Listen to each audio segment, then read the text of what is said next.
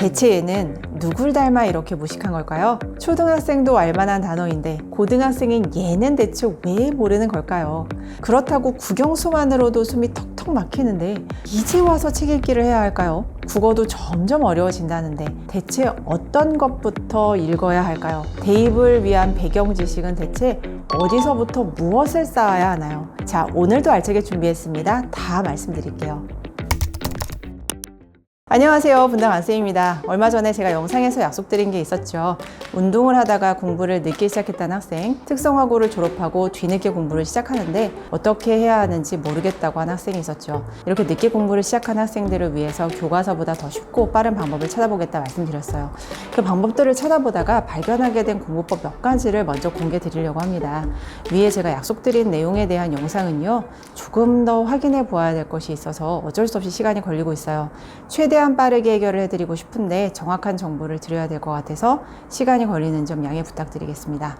자, 먼저 오늘 영상은요, 어디에 도움이 되는지부터 말씀을 드릴게요. 모두가 어려워하는 수능 비문학의 배경 지식 쌓는 것에 직접적 도움이 됩니다. 사회, 과학 등의 탐구 과목에서 직접적 효과를 얻으실 수 있고요. 대입 논술, 구술, 면접 등에 매우 큰 도움이 되실 겁니다. 대입 이후에 대학을 입학하거나 성인이 되셔도 두고두고 많은 도움들이 될 지식들입니다. 혹시 이미 성인이시라도요, 내가 공부를 너무 안 해서 어디서부터 지식을 쌓아야 좋을지 모르겠다면 한번 해보세요. 앞으로 어떤 공부를 하시든 심지어 TV 프로그램을 보셔도 이해도가 달라지실 거예요. 자, 오늘 말씀드릴 목차입니다. 짜라란.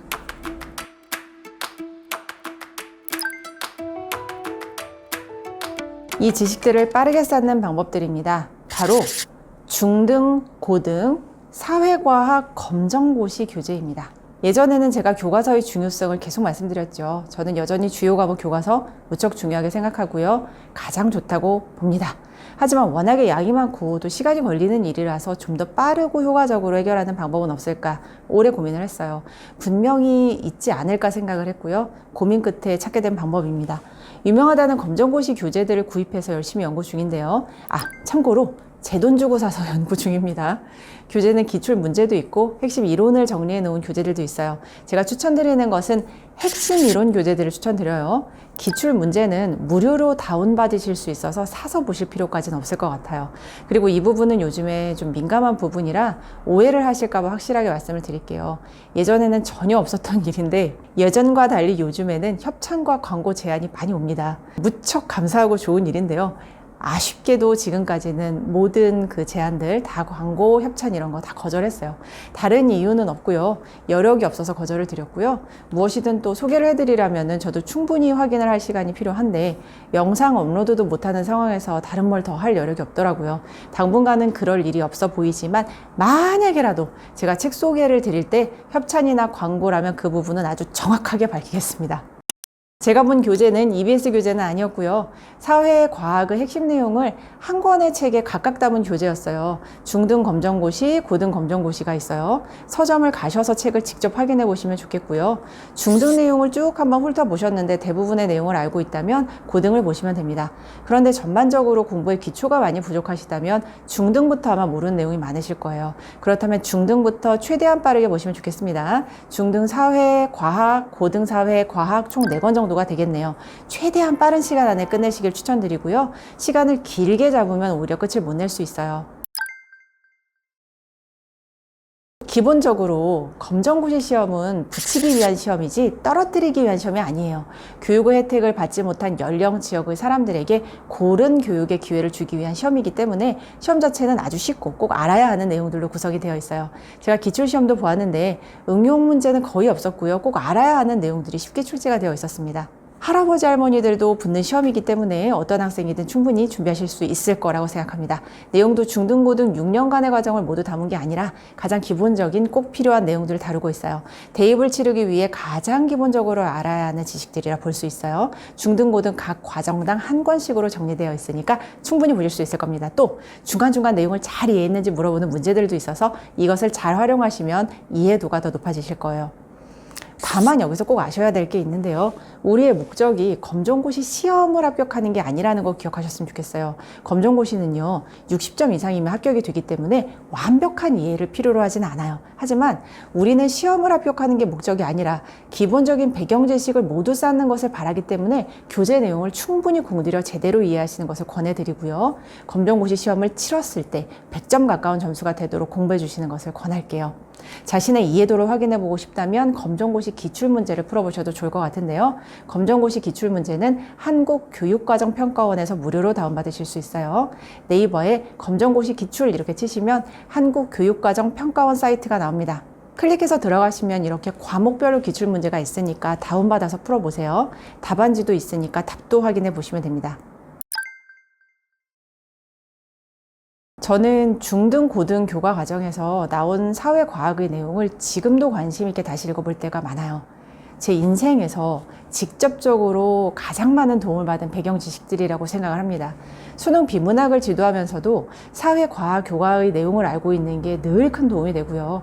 문과든 이과든 기본적인 사회과학에 대한 개념을 이해하고 있으면 어떤 책을 읽든 어떤 새로운 지식을 배우든 이 정도가 큰 차이가 있을 수밖에 없어요.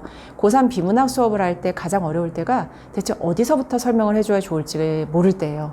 당연히 알고 있을 거라고 생각을 하고 수업을 진행하다 보면은 모르는 경우가 많더라고요. 심지어 공부를 못하는 학생들도 아닌데 당연히 알아야 하는 사회과학의 특정 내용들에 구멍이 있는 경우가 많아요. 정말 좋은 대학을 가고 싶다면요, 문과라고 해도 검정고시 수준의 중고등 과학은 제대로 이해하는 것이 기본이에요.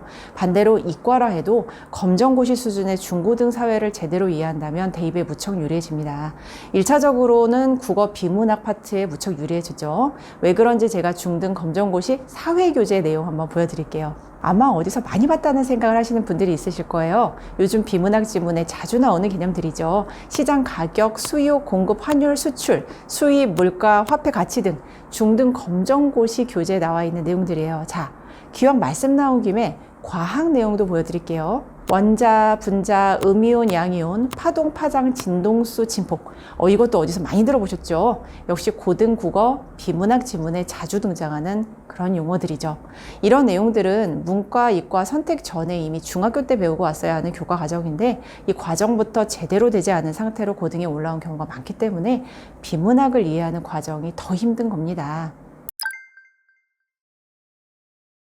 추천해드리는 검정고시 교재는요, 제가 특정 출판사를 밝히진 않을게요. 괜한 오해를 받을 수도 있어서 말씀드리지 않겠습니다. 네이버에 검색만 해보셔도 유명한 교재들이 있어요. 그 중에 어떤 것이라도 상관없습니다. 서점으로 가셔서 본인에게 맞는 교재를 선택하시는 것이 가장 좋은 것 같아요. 자신에게 맞다는 것은 같은 내용을 보셨을 때 더 쉽고 편하게 이해할 수 있는 것으로 기준을 정하시면 될 것 같습니다. 다만 앞서 말씀을 드렸듯이 기출문제가 아니라 핵심 이론 정리해 놓은 교재들이니까요. 그 부분만 참고하시면 좋겠습니다. 예를 들어서 과학이라면 파장, 파동 등의 설명이 나와 있는 파트를 찾으셔서요. 두 교재의 그 파트를 한번 비교해 보세요. 더 보시기 쉬운 교재가 있으실 거예요.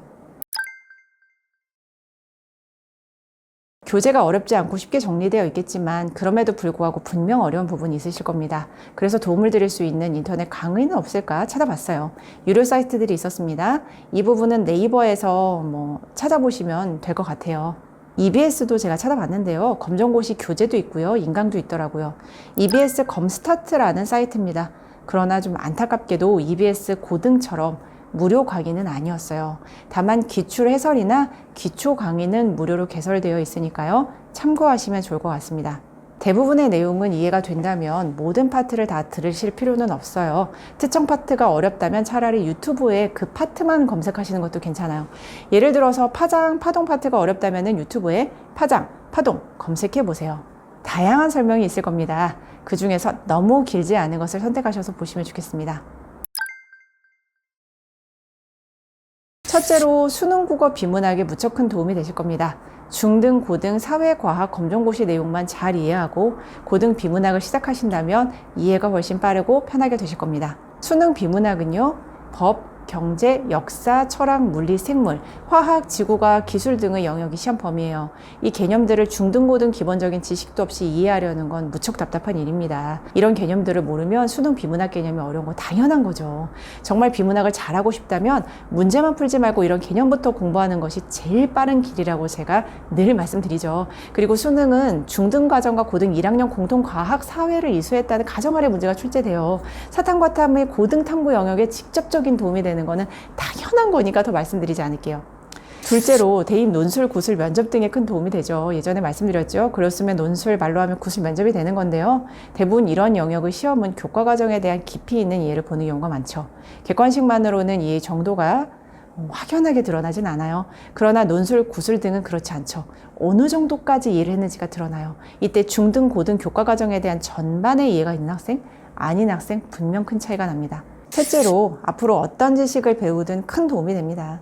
제가 앞서 말씀드렸듯이 문과, 이과의 구분 없이 사회과학에 대한 전반적인 지식이 있는 건 대학 과정을 공부하든 사회에서 자신이 원하는 공부를 하든 무척 큰 도움이 됩니다.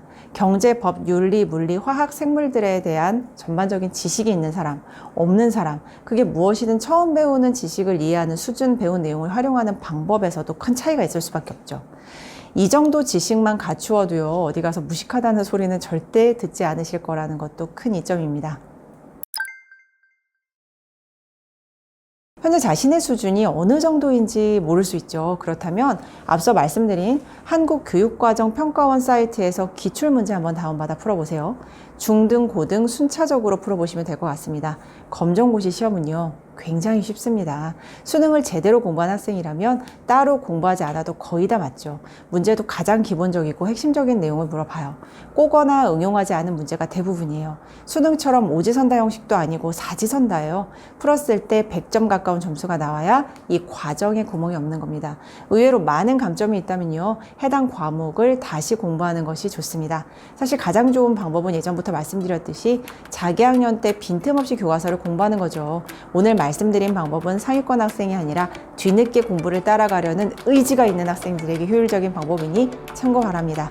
자, 오늘은 대입에 직접적 도움이 되는 배경 지식에 대해 말씀드리는 시간이었어요. 어디서부터 손을 대는 것이 좋을지 막막한 분들에게 조금이나마 도움이 되었기를 바랍니다. 오늘도 영상 시청해 주셔서 감사합니다. 저는 더 도움이 되는 영상으로 인사드릴게요. 감사합니다.